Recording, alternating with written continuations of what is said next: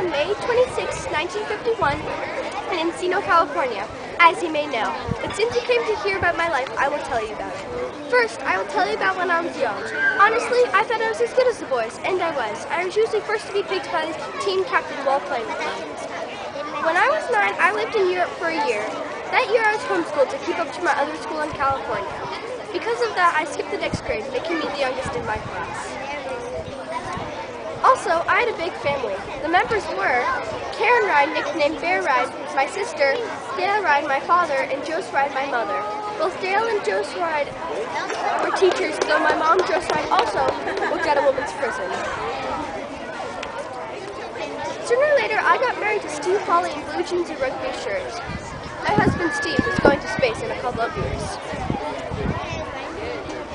But things didn't work out, so I got divorced and started a new marriage with KMO Shaughnessy.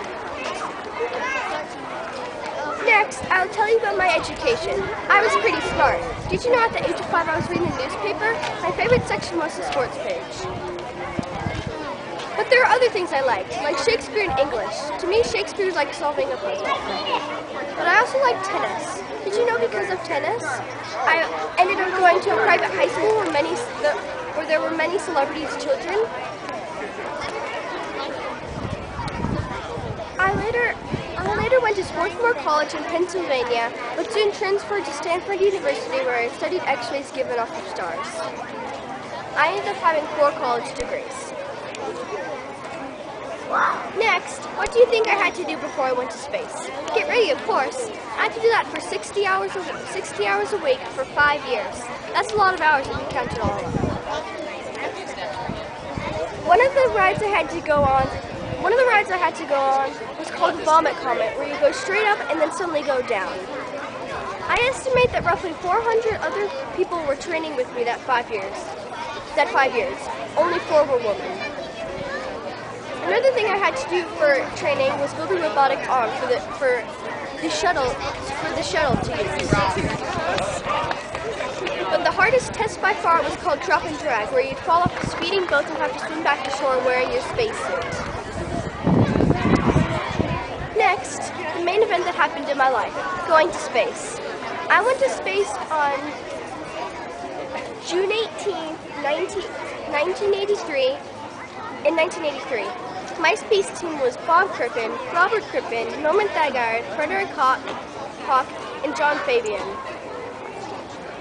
After going to space, I said that every astronaut will tell you that launch is just spectacular, exciting, petrifying, terrifying, all those things. When I was in space, I saw the sun rise and set every 90 minutes. I was also sent to space with ants to see how they would behave in space. It took me 2 hours just to get my spacesuit on, and I almost went back to Earth in my socks, but I thankfully found my boots just in time. Sadly, I died on July 23rd, 2012. Sadly, I died of cancer on July 23rd, 2012 in San Diego, California. No one knew I had cancer until I died. That was because I like to live a private life. Last but not least, my contribution.